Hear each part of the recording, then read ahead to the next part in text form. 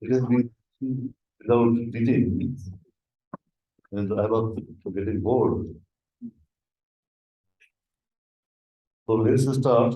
This lecture is divided into two parts. We will cover half of the lecture today and half tomorrow.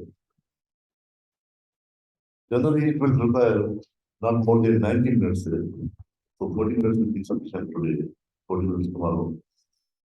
But let me warn you, this is complicated lecture. You can ask as many questions as you want, be attentive. Although you have covered almost all of those drugs we are going to discuss today elsewhere, in some other contexts, in CVP, in neurosciences, and maybe some you continue to cover in some other class in GIT, etc. But all those drugs, diuretics, have been pooled together in one lecture, in two lectures. But you will be covering, you have covered, you will be covering next time. So let's do it together. Diuretics. You are already aware of the definition of a diuretic, but we will go more into detail today.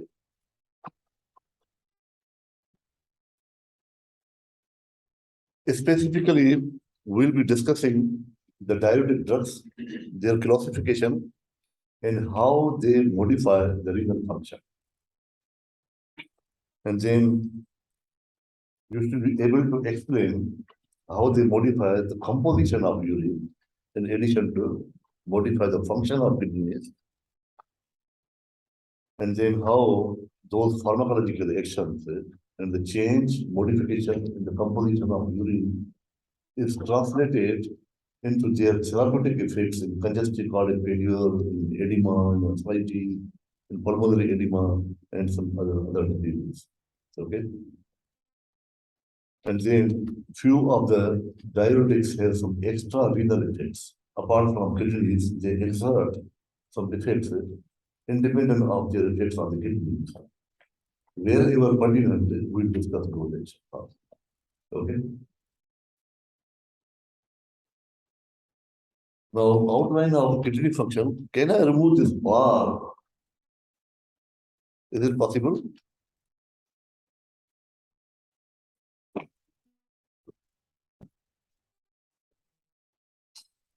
Okay, thank you. Now, as you know, it has been a week now you have started kidneys, and you have already covered renal function in year one also. The main function of kidneys is to maintain the electrolyte and pH balance and fluid balance of the body. And they do so by eliminating waste products and by regulating the volume and electrolytes, which can be excreted through the kidneys. Now, the kidneys receive about 25% of the cardiac output. And what is that? How much? 25% of the cardiac output. Quarter of cardiac output is received by the kidney. How many liters? A 70 kilogram healthy adult male, it will be around 150 to 160 liters per day. And out of that, there is plasma volume. 99% of the volume and electrolytes is reabsorbed, and about 1% is excreted. And then 1% of the 150 liters will become about 1.5 liters, which is the urine volume. Now, we are talking about normal 70 kilogram healthy adult male. Okay. Now, definitions. You are well aware of the definition of a diuretic. Diuretic, a drug which causes diuresis. Diuresis means which increases the urine output. Urine output. Now, there is another pertinent definition of diuretic, which is a natriuretic or cellulitic. Cellulitic means a drug which enhances the excretion of saline. Saline means sodium. So natriuretic, uretic, and cellulitic are the same. So why do we call cellulitic? Just keep in mind, based on your prior knowledge, you have covered furosemide in pulmonary edema in civil blood. You have covered thiazide diuretic in the context of hypertension in civil blood. You have covered manidol in acute cerebral edema in neurosensor blood. And you have covered carbonic anhydrase inhibitors like itazolamide in glaucoma and special function blood. So you have covered all those other things. So you will see the majority of the diuretics are basically satiating because they enhance the urine flow, they increase the urinary output by virtue of increasing the excretion of sodium, isn't it? So the mainly the diuretics are basically satiatic or natriuretic, except one class, which preferentially causes the increase in urine output, but not increasing the output of sodium. There is one class only. We'll discuss this later on. Just keep in mind that basically all diuretics are stimulated. Okay.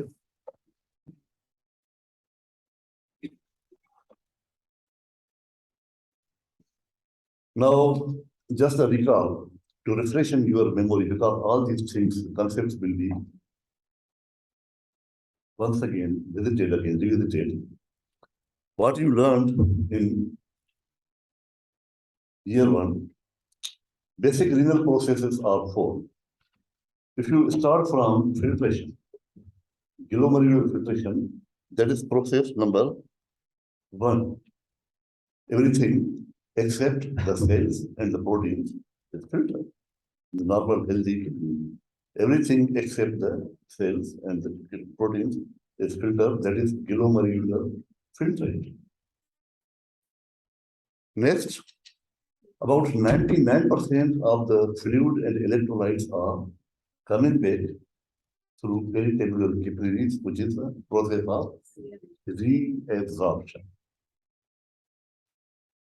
Many things which are protein bound, bigger molecule, and some organic acids and bases, they are not filtered. Rather, they come into the luminal fluid from the peritabular capillaries through a process known as secretion. Process number three. Process number one minus process number two plus process number two is equal to process number four, which is excretion. Clear? Now, since we are mainly concerned with sodium handling by the kidneys, by the nephron, let's revisit how the sodium is handled by the nephron. First of all, after the filtration in the glomerulus, about 65% to 75% of the sodium is reabsorbed back into the extracellular spaces in the proximal tubule. And what is the major procedure or process involved in that segment of the nephron? Do you remember? What is the major process of reabsorption of sodium? What is that? Passing? Diffusion. Through a process of here in this proximal tubule, the main aim is conservation of sodium, conservation of bicarbonate, and excretion of proton, hydrogen ions. And that process is mainly covered by carbonic anhydrase enzyme, if you remember. Carbonic anhydrase enzyme. Down the line,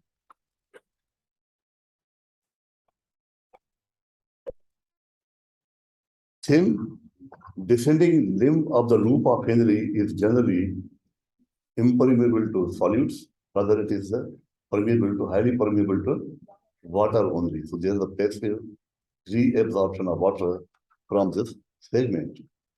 Down the line, On the thick ascending limb of the loop of Henry, there is about 15 to 20%, or some authorities say about 25% of the sodium reabsorption takes place in this thick ascending limb of the loop of Henry. What is the major mechanism involved in this segment? Sodium, potassium, 2-chloride co-transporter. Very good. But this is the mechanism of sodium reabsorption in this segment. Down the line, downstream, in the distal convoluted tubules, about 5% of the sodium reabsorption takes place. Do you remember the major mechanism? Yeah. Sodium, chloride. What is that? Transport, antiport. What co-transport is that? Symport. Sodium chloride symport or co-transporter. Same thing. Symport or co-transporter. Okay. Down the line, in the collecting tubules, there's about 5 to 7% of the sodium reabsorption takes place through a mechanism of sodium channels which are under the influence of aldosterone. Down the line, in the collecting ducts, there is another mechanism of not sodium reabsorption, but for the water conservation under the influence of ADH, vasoconstriction. Okay, posterior pituitary hormone. So it has nothing to do with sodium. Do you remember all these things? Because these are very important to understand the mechanism of action of diuretics. For each segment, we have a selective drug, different drug. Now, this is a revision what we discussed now. The first, glomerular filtration, proximal tubule, 65 to 75% of the sodium reabsorption. The major mechanism being carbonic anhydrase enzyme, thin ascending limb, passive reabsorption of water, thick ascending limb, active reabsorption of 15 to 20% of sodium under the influence of sodium, potassium, and 2-chloride co-transporter, distal tubule, active reabsorption of about 5% of sodium under the influence of sodium chloride co-transporter or support, and cortical collecting tubule, sodium absorption under the influence of aldosterone, or you can say ENOC, epithelial sodium channels, which are under the influence of aldosterone. Okay. And then general mechanism of action of diuretics, urine formation starts from glomerular filtrate. At this point of time, you would not call this as a urine. Glomerular filtrate. As this fluid filtrate travels down the line on the nephron, what is the term used for that fluid, which has been filtered and the reabsorption process has already started? Would you call this as urine at this point of time? What would you call? Filtrate is the initial, the glomerular. After filtration, as soon as the reabsorption process has started, you will simply call as a tubular fluid or luminal fluid. That's it. It's not a urine yet. Till it reaches the collecting duct. Normally, about 150 liters of fluid is filtered. As I mentioned, 99% is reabsorbed back, eventually leading to the excretion of 1.5 liters of fluid. Now it is the urine. The diuretics act primarily by inhibiting tubular reabsorption. Just 1% decrease in reabsorption would double the urinary volume. 1% is 1.5 liter. If you are able to inhibit just 1% reabsorption, that means the urine output will become 3 liters.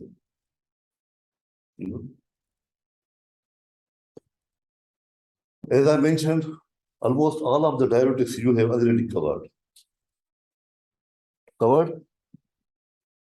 Carbonic anhydrase inhibitors in the treatment of glaucoma. Osmotic diuretics covered.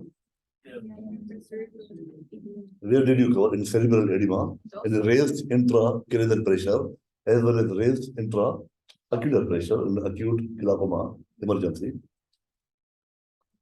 Loop diuretics, you covered in the treatment of pulmonary edema, not hypertension. Pulmonary edema, cardiac failure. Thiazides, you covered in CVP in the management of hypertension. Potassium sparing diuretics, I don't think you have covered up to now. Have you? In cardiac failure. In cardiac failure, anti-remodeling agent, as the anti-remodeling agent, yes. There are two types of potassium sparing diuretics. One are direct sodium channel inhibitors, and one is aldosterone receptor antagonist. And finally, we have ADH inhibitors, which is conivaptan, relatively newer drug. What happened?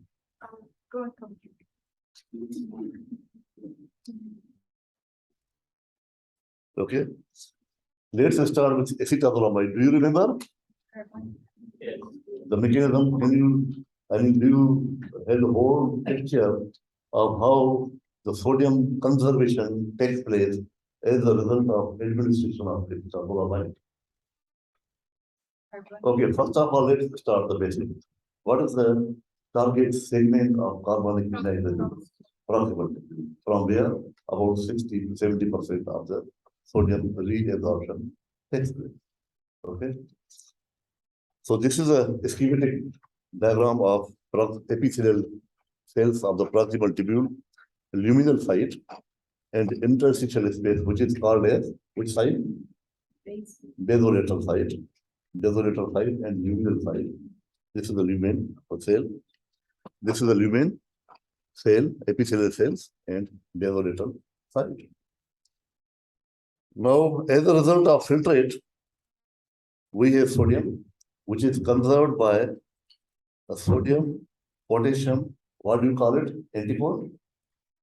Simple? Antipode or exchanger. Antipode or exchanger. Sodium, proton, exchanger. Potassium is excreted in return of sodium being conserved in the epithelial cells.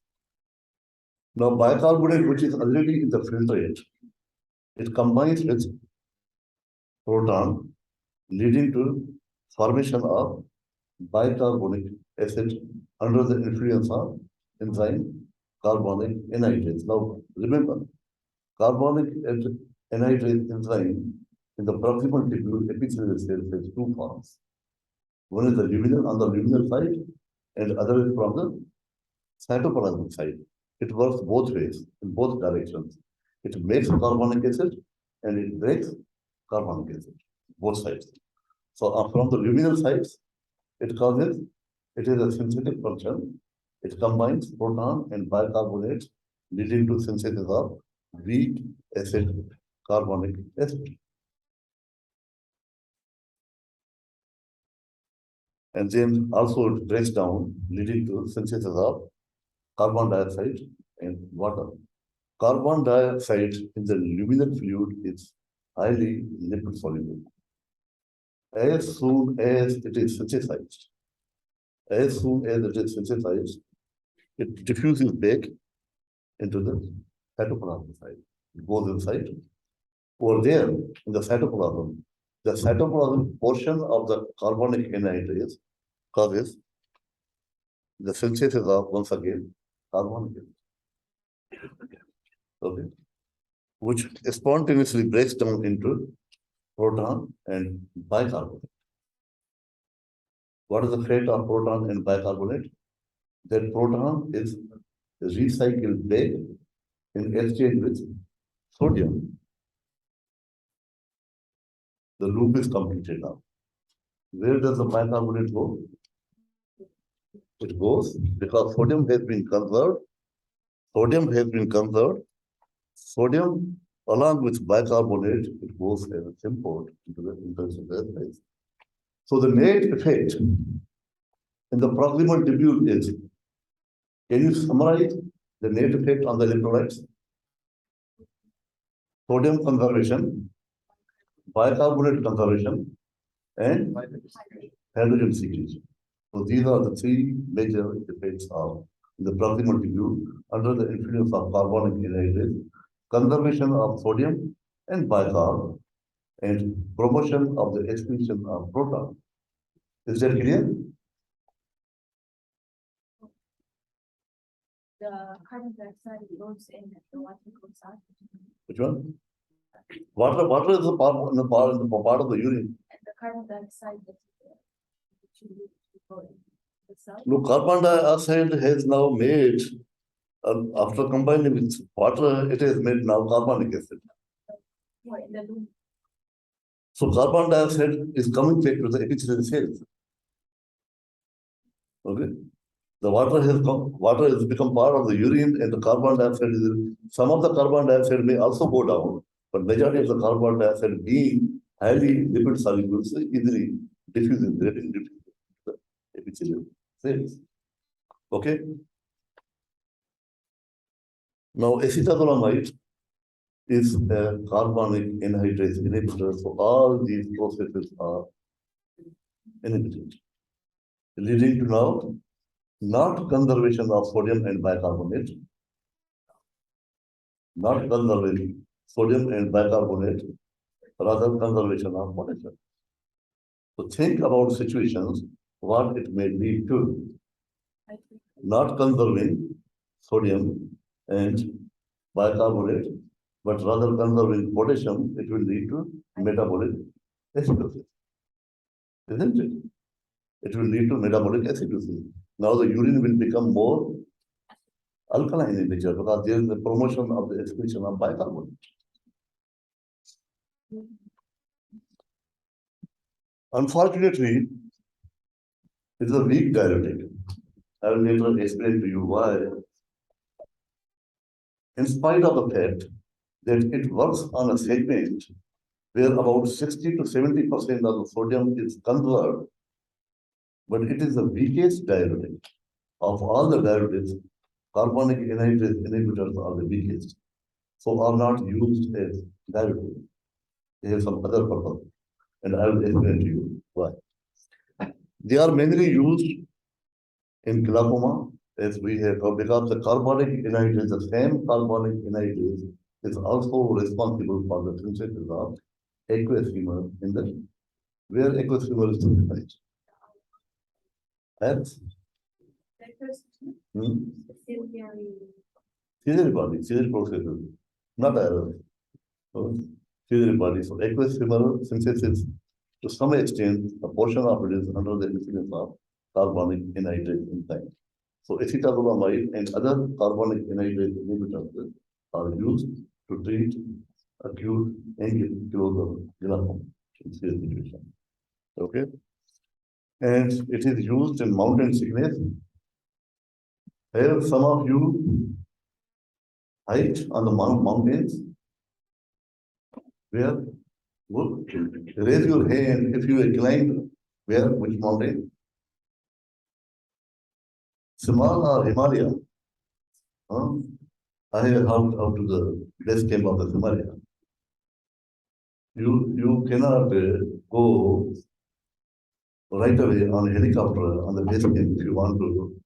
You have to go slowly over the period of weeks in order to acclimatize yourself with the changing altitude. Isn't it? Because if you change your altitude rapidly, you may suffer from a condition known as mountain sickness. The severe form of mountain sickness may be cerebral edema, pulmonary edema. It may be a potentially life-threatening situation. So all the mountaineers who go very high altitude, they always give as a life-saving drug acetazolamide in their pocket. It is used to prevent and treat mountain sickness. Now, if you want to know more about the details, how the acetazolamide is effective in preventing and treating mountain sickness, I have given you this link because of pathophysiological mechanisms of mountain sickness how it causes the hyperventilation, because there will be decreased partial pressure of oxygen on high altitude that will lead to hyperventilation, and there will be retention of carbon dioxide. And so in that case, that acidosis effect may help in ameliorating some of the effects of mountain sickness. If you are interested in learning more. Okay. Adverse effects, metabolic acidosis, as we discussed already. Why? Because there will be increased secretion or excretion of bicarbonate. Paresthesia, particularly a tingling sensation in the extremities. Tinnitus, ringing sensation in the ear. Who was the historical character who suffered from tinnitus? Who? Who? No, there was an Islamic history, one person who, Namrud, who was hit by the shoe in the morning as well as because he, at that time, it was thought that perhaps he suffered from some mosquito has gone inside the ear. You haven't heard this yet. Tinnitus is basically a ringing sensation in the ear. So he was thinking that a mosquito has entered into the ear and it is making noise. Anyway, loss of appetite. Now, the question, $1 million question. In spite of the fact that the target of acetazolamide is carbonic anhydrase, in the proximal tubule where 60 to 70% of the sodium conservation takes place. By complete shutting down that mechanism, still it is the weakest diuretic. Raise your hand if you read also. Yes, please. It acts on the proximal tubule. There's plenty of time for it to compensate later on. Exactly. Bravo. Very good. Now think about situation. Down the line, you are right, very right. 60 to 70% of the sodium conservation takes place. But still we have another segment, thick ascending limb of the loop of Henry, which acquires enormous compensatory functional activity to compensate for the increased sodium reabsorption when there is increased sodium load, because when under the influence of acetazolamide, there will be increased sodium down the line. It travels increased sodium from the proximal tubule. When it comes to the ascending limb of the loop of Henry, now it is no more 15 to 25% of the sodium reabsorption. It overtakes its performance. Now it becomes 60 to 70% of the sodium reabsorption. Now, the antagonizing effect of acetazolamide is upstream in the proximal tubule is mainly recovered by the ascending limb of the loop of Henry downstream. Is this clear? That is why soon, within few days, the effect of acetazolamide wanes off and it is no more a diuretic. It becomes weakest diuretic. Okay. Another mannitol you have covered in neurosciences. This is only a diuretic class which is not a cellulitic or natriuretic. It is a simple mechanism of action. Only few drugs in the pharmacology work through a mechanism. Do you remember in POD, we told you how the drugs act through receptors, through chemical action, and some physical. And this is one of the few drugs which act physically. No receptor, no chemical reaction. Just the drug is there. The presence of the drug exerts effect. It is pharmacologically inert substance. It is just given high molecular weight. It is filtered in the glomerular and it never comes back as a result of reabsorption.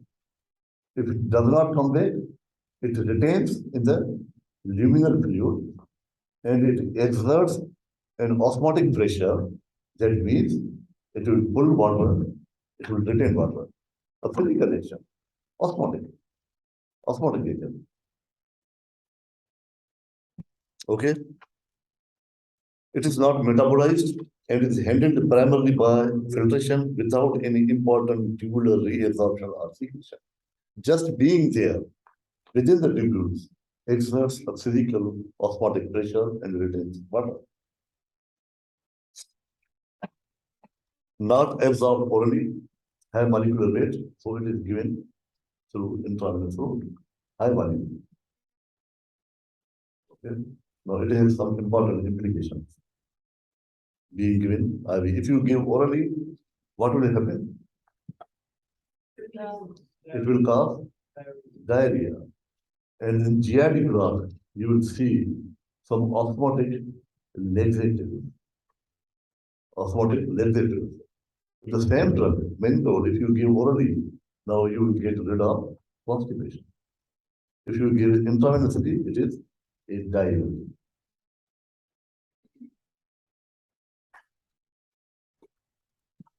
It is used to increase water excretion. Now you saw in the mechanism of action, there is nothing to do with sodium excretion. Nothing to do with sodium excretion.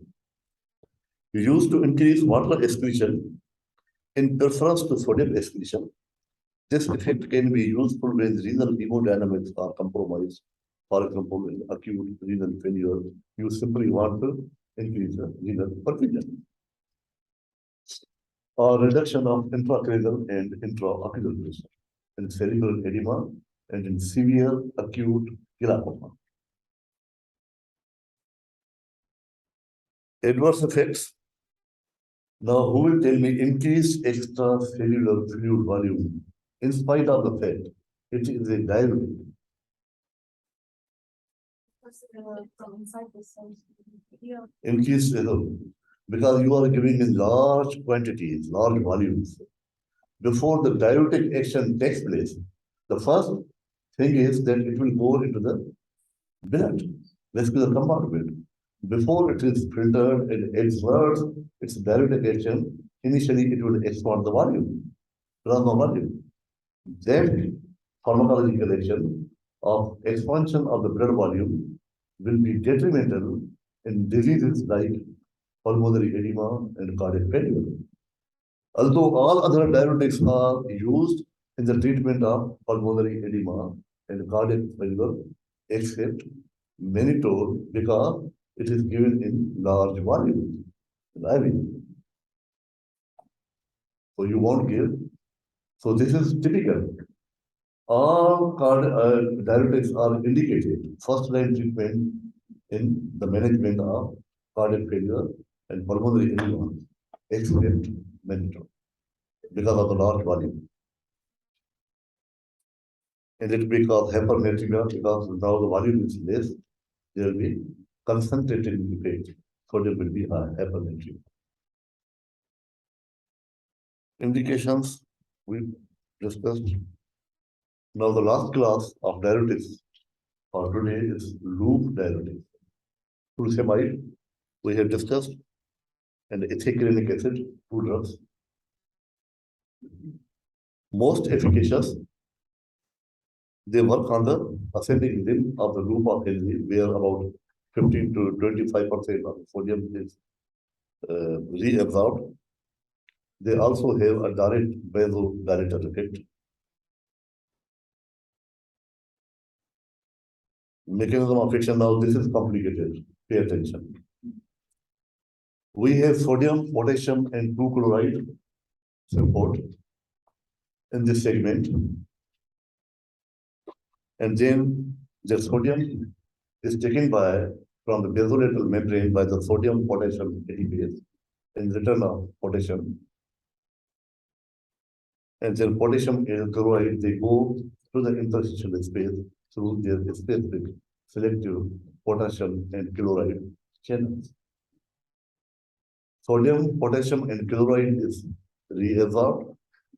Sodium is taken by the sodium potassium ATPase from the basolateral, as well as potassium and chloride are taken from the basolateral side by the selective channels. Potassium and chloride channels. Some of the potassium also comes back through selective channels from the luminal side. Okay. Now that potassium, which is secreted from the potassium channel into the luminal fluid in the thick ascending limb, that creates a slightly positive potential. That positive potential, when it is there, it has indirect effect. So positively charged ions, which are not reabsorbable through the epithelial cells, they become reabsorbed through another channel, which is the tight junctions, or this is known as paracellular pathway. Some magnesium, some calcium is also reabsorbed through paracellular pathway as a result of positive potential created by the potassium, which has been secreted from the potassium channel. This is clear? Now, as a result of action of furosemide, what will happen? It doesn't want you to do this. Sodium will not be conserved, potassium will not be conserved, and then calcium And magnesium will be lost. will be lost. Sodium will be lost, potassium will be lost, magnesium will be lost, and calcium will be lost. Is that clear? Yes. They are absorbed from GIT, for usually administered orally, but can be given intravenously in urgent situations like pulmonary edema. Is strongly bound. About 95% of the furosemide given administered immediately coming into the systemic circulation binds with albumin. 95%. Okay, only 5% is free.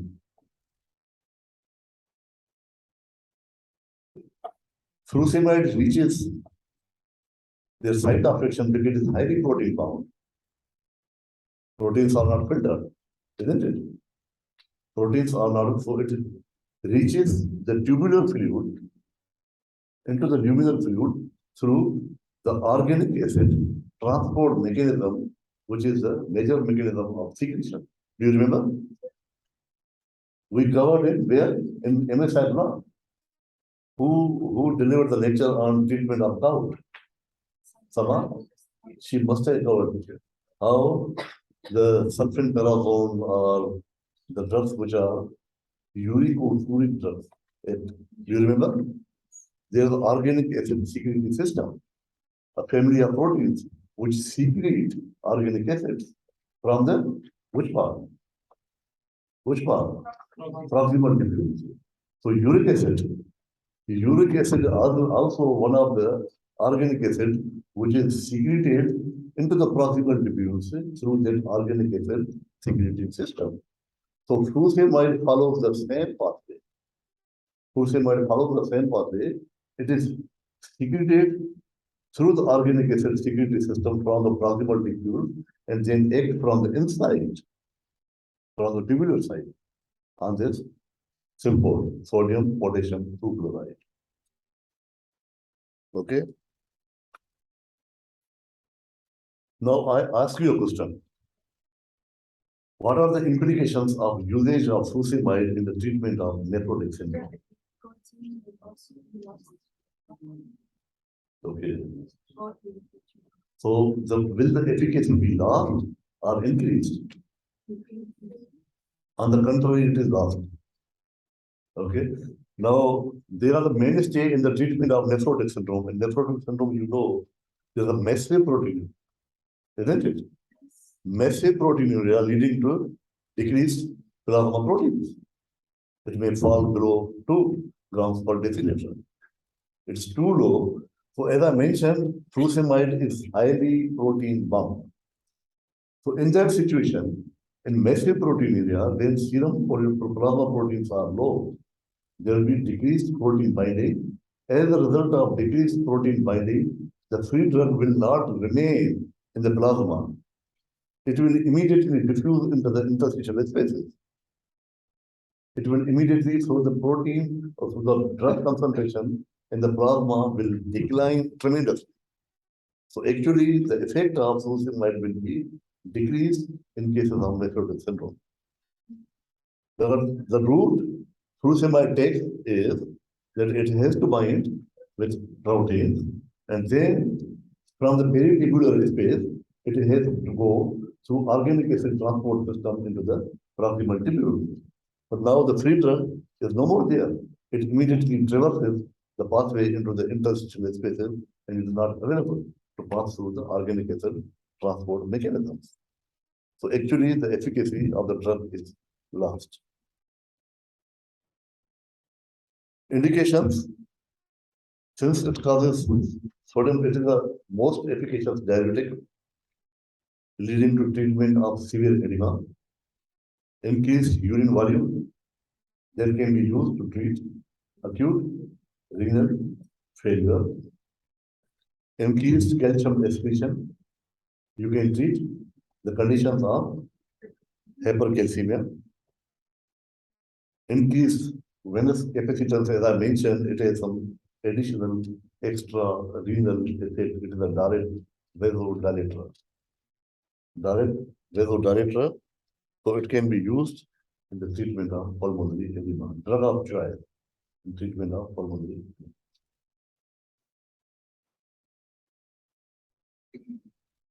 Profound extracellular fluid depletion. Hypokalemia, did we discuss this thing in CVP blood? Why does furosemide cause hypokalemia? Does anybody remember? Their major mechanism is another one. It lies in the distal tubules and collecting ducts. Okay. Since this effect, the side effect is shared between loop diuretics and thiazide diuretics, the same mechanism, we'll discuss this tomorrow. And in the meantime, you also study. Hypokalemia, hyperuricemia, do you remember? We discussed this. This effect is also shared between thiazide and furosemide. The reason being that organic acid secretory system in the proximal tubule, which is responsible for the secretion of furosemide and thiazide, it is circulable system. It is a circulable. So when there is a high dose of furosemide, which engages those proteins in the family of organic acid secretory system, that means that happens at the cost of retention of some of the uric acid. Because uric acid also engages the same protein. So there is a competition between uric acid and furosemide to engage with organic acid secreting proteins. So one of them has to be transported into the proximal tubules. If furosemide is more, some of the uric acid is retained. So there will be hyperuricemia, and actually you may be having precipitation of acute gouty arthritis as a result of treatment with furosemide or thiazide. Is this concept clear? Ototoxicity, why? Same sympod is also responsible for the sensation of which fluid? Endolymph in the inner ear. Hypomagnesemia, obviously, and hyperglycemia. Do you remember? Yeah, because of the hypocalcemia, it affects the insulin levels, therefore it causes hyperglycemia. So this effect is also shared between thiazide and furosemide. So hyperuricemia, hypokalemia, and hyperglycemia, these three side effects are shared between furosemide and thiazide diuretics. Okay. Furosemide acts on the ascending limb of the loop of Henry, where 15 to 20% of the sodium reabsorption takes place. However, this is the most efficacious diuretic. Which reason? I didn't hear. And then after. Because after that, no, not much reabsorption takes place. So there is no any compensatory mechanism. It is only the loop of Henry, ascending limb of the loop of Henry, which has enormous compensatory mechanisms, so that it can antagonize the sodium overload as a result of carbonic anhydrase inhibition, but the downstream of ascending limb of the loop of energy, the resorptive capacity is securable. Okay, so this is the most efficacious diuretic. That's it. We'll discuss the remaining diuretics tomorrow. Okay.